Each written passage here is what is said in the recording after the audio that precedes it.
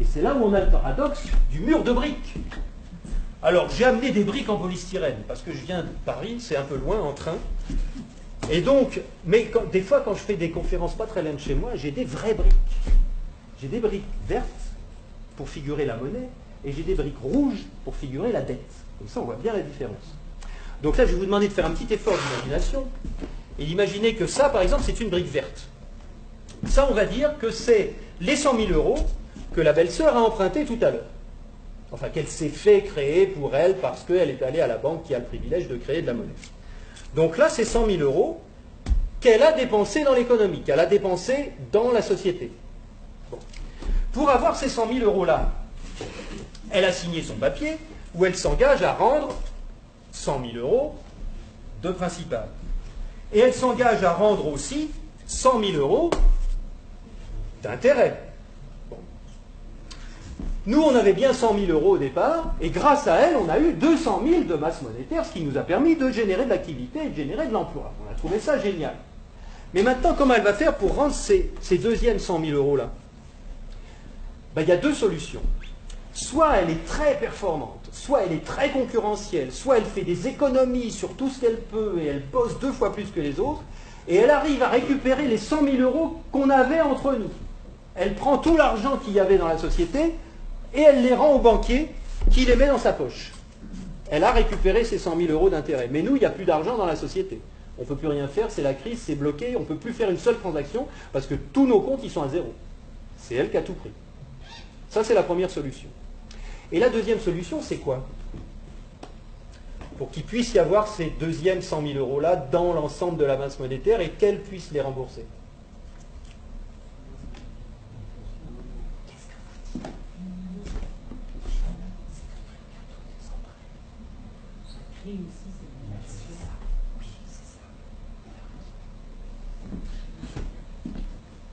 La meilleure solution, c'est qu'il y ait un autre emprunteur qui arrive, un nouvel emprunteur, qui aille voir le même monsieur banquier et qui dise, écoutez, moi j'ai besoin de 100 000 euros pour construire quelque chose. Du coup, il va se faire créer 100 000 euros, le nouvel emprunteur. Mais pour avoir ces 100 000 euros, il va falloir qu'il les rende. Et il va falloir qu'il rende aussi 100 000 euros d'intérêt. Donc là, on a 2 briques de monnaie et on a 4 briques de dette à rembourser. Comment on fait? Comment il fait? Alors elle, la première, comme lui, il a créé 100 000 euros, elle peut aller les reprendre, parce qu'ils y sont maintenant dans la masse monétaire, et elle peut les rendre au banquier. Mais lui, le deuxième, comment il fait pour rendre ces 100 000 euros-là, et comment il fait pour rendre ses intérêts au-dessus? Bah, soit il pille tout le monde et il arrive à vider les comptes de tout le monde pour les rendre au secteur bancaire, soit il y a un troisième emprunteur qui arrive et qui dit, pas de problème, moi je vais emprunter 100 000 euros. Mais en empruntant 100 000 euros, il s'engage à rembourser 100 000 euros de principal, plus 100 000 euros d'intérêt. Donc comment on fait pour rembourser les dettes ici? Sachant que si on rembourse toutes les dettes, il n'y a plus de monnaie. Et il en reste encore à rembourser. Donc pour rembourser ce qu'il y a au-dessus, il faut qu'il y ait encore un nouvel emprunteur qui arrive et qui dise, voilà, moi j'emprunte 100 000 euros, comme ça lui, celui d'avant, il pourra rembourser ses intérêts. Mais en empruntant mes 100 000 euros, je crée à nouveau 100 000 euros de principal. Le système s'écroule. Le système s'écroule. C'est le mur de la dette. Ça ne peut pas durer. Et c'est là où on en est en ce moment. Donc là, je pense que vous avez compris que c'est la raison principale pour laquelle toutes les entreprises, tous les politiciens, tous les responsables économiques trépignent sans arrêt pour nous dire il faut de la croissance, il faut de la croissance. Parce que c'est seulement en ayant de la croissance qu'il va y avoir des nouveaux emprunteurs qui vont arriver pour emprunter l'argent pour que les anciens emprunteurs puissent rembourser leurs dettes et leurs intérêts. Parce que s'il n'y a pas de nouveaux emprunteurs qui arrivent pour que les anciens emprunteurs puissent rembourser leurs intérêts, le système s'écroule. Et on est obligé de menacer les anciens emprunteurs qui ne peuvent plus payer leurs intérêts. On est obligé de les obliger à l'austérité, on est obligé de leur piller leurs biens nationaux. C'est ce qui se passe en Grèce en ce moment. Alors on va parler pour finir des pays du tiers-monde. Parce que alors là, le système dont je viens de vous parler, il est merveilleux parce que, bon, c'est très bien d'endetter une belle sœur dans une petite ville, c'est très bien d'endetter une grosse entreprise dans une capitale, mais le top du top, c'est d'endetter tout un pays d'un coup. Et là, il y a des spécialistes de ça, il y a le Fonds monétaire international, il y a la Banque mondiale, il y a l'OMC, qui ont des individus, des équipes particulières qui vont dans les pays pauvres, en général où on peut trouver des ressources qui sont utiles aux pays riches, des ressources minières, des ressources géologiques, des ressources énergétiques, du pétrole, etc.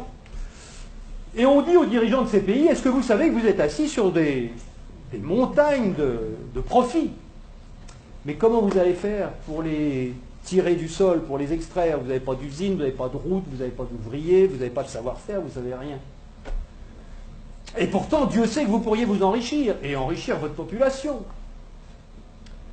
Ben non, on ne peut rien faire, on n'a rien, on n'a rien. Bon. Ben écoutez, nous, on est le FMI, on est la Banque mondiale, on peut vous prêter des milliards de dollars.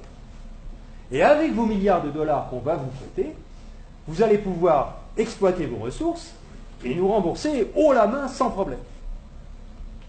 Mais il y a une petite clause dans le contrat de prêt, et de toute façon vous ne pouvez pas y couper, c'est que vous allez avoir besoin de routes, vous allez avoir besoin d'un port pour que les pétroliers puissent aborder, vous allez avoir besoin d'un pipeline pour aller des puits de pétrole au port, vous allez avoir besoin de soldats pour protéger le pipeline des terroristes, donc on amènera aussi quelques soldats, et vous allez avoir besoin de beaucoup d'argent pour financer tout ça.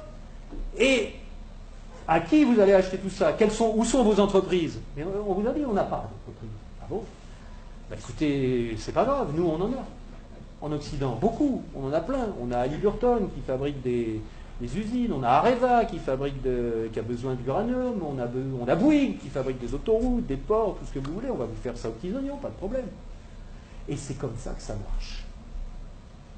On vous prête 15 milliards, sous réserve que vous fassiez travailler nos entreprises, et de toute façon, vous ne pouvez pas faire autrement. Donc regardez bien ce que ça fait au point de vue monétaire. Il y a 15 milliards qui sont créés ex nihilo par le Fonds monétaire international et la Banque mondiale. Le Fonds monétaire international, c'est un organisme qui récupère quelques dépôts de la plupart des pays de la planète qui servent de garantie pour faire des crédits, des prêts aux pays sous-développés. Donc, il y a 15 milliards qui partent de la Banque mondiale et qui vont sur les comptes du pays sous-développé. Et aussitôt, ces 15 milliards-là qui sont dans le pays pauvre, ils retournent dans le pays riche pour aller payer des entreprises occidentales qui vont dans le pays pauvre faire du boulot, construire des trucs. Du point de vue du pays riche, quand vous allez vendre des produits et des services dans un pays pauvre à l'étranger, pour vous, c'est quoi? C'est des exportations ou des importations? Des exportations. Voilà. Je vais aller exporter une usine, Areva, moi français. J'exporte une usine. J'exporte du travail. J'exporte des chars. J'exporte des fusils. J'exporte des outils, de l'outillage. Donc, ce qui est génial, c'est que les 15 milliards qui sont partis des pays occidentaux, qui sont allés dans le pays pauvre, il y a des services qui sont exportés par les pays occidentaux envers les pays pauvres, et l'argent, qu'est-ce qu'il fait? Il revient dans les pays riches, les 15 milliards. Ils reviennent. Bon. Et donc les 15 milliards, c'est comme si on avait eu une belle sœur qui avait emprunté 15 milliards et qui nous les distribue, puisque les ouvriers des entreprises des pays occidentaux, les actionnaires des entreprises des pays occidentaux, ils vont avoir plus d'argent grâce à ces 15 milliards qui reviennent. Donc ils vont les dépenser dans l'économie, ça nous fait des transactions nouvelles, de l'emploi nouveau, qui va ruisseler dans notre économie. Mais ce n'est pas tout à fait comme si c'était des belles sœurs qui les avaient empruntées, parce que les belles sœurs, il aurait fallu qu'elles rendent les intérêts. Et donc qu'elles reprennent leur argent et qu'elles en reprennent le double et que nous, on ait des nouveaux emprunteurs qui arrivent pour payer les intérêts des nouvelles belles-sœurs. Là, non. C'est qui la belle-sœur qui paye les intérêts? C'est les pauvres. C'est les pays sous-développés. Et donc on a été leur construire des trucs qui vont nous permettre d'exploiter leur richesse. On a eu de la monnaie en plus qu'on a créée nous-mêmes en la faisant passer par les pays pauvres, mais qui revient chez nous net d'intérêts. Et qui paye la dette, qui paye les intérêts, c'est le pays pauvre. Et ils ont deux solutions. Soit ils empruntent à nouveau le montant des intérêts pour pouvoir nous les rembourser, ce qui double leur dette.